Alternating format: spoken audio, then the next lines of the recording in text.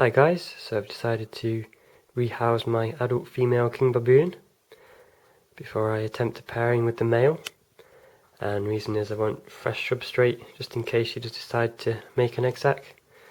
Don't want to risk mould in the enclosure.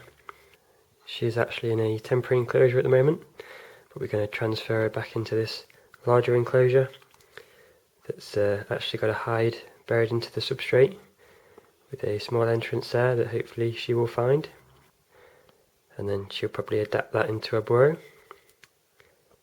As you can see, I've used sphagnum moss in the substrate. It's about 50% moss and 50% eco-earth. If you take a look at the side, we've got a good amount of substrate in there, and if you look around the back, then you can see the hide that I've buried under the substrate that hopefully should adapt into her burrow.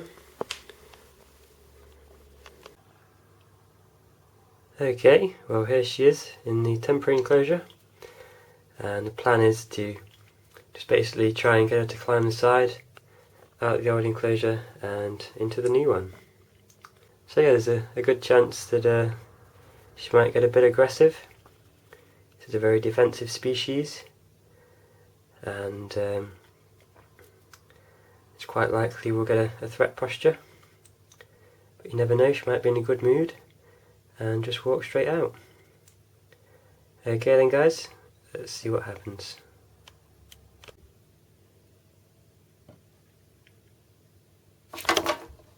Whoa.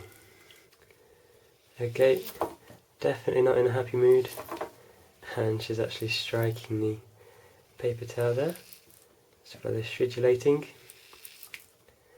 So yeah, that's the reason that I've not just tried to use the tongs there, because she could damage her fangs by trying to strike it.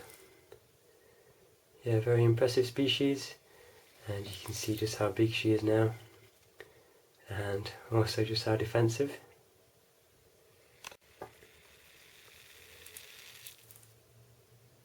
It's a pretty incredible sound that she's making.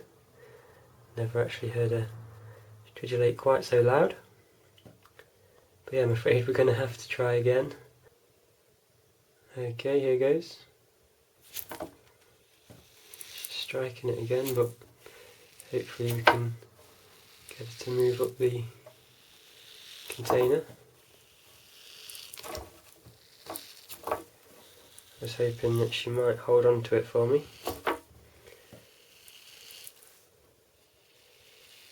Might be able to. No, she's let go.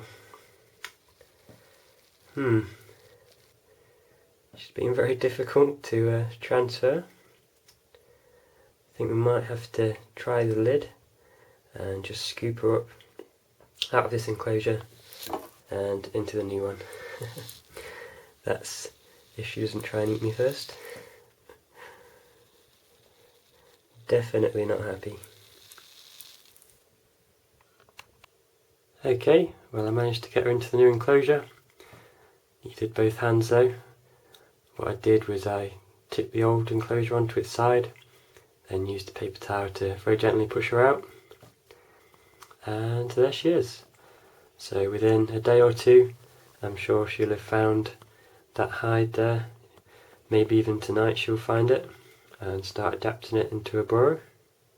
So yeah, the next clip will be of that, and hopefully she will have settled in. Okay, so it's been around 10 days since the last clip was filmed, and as you can see there's no sign of her in the enclosure, and that's because the first night that I put her in, she found the entrance and has been down in a hide ever since.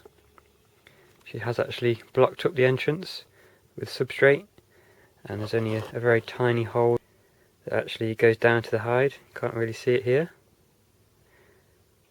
But if we take a look around the back of the enclosure, you can very clearly see her.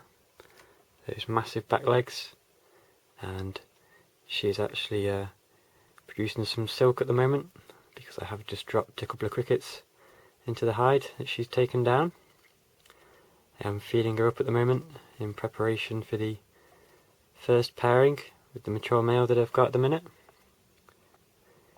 and hopefully she is going to try and mate with him rather than just eat him.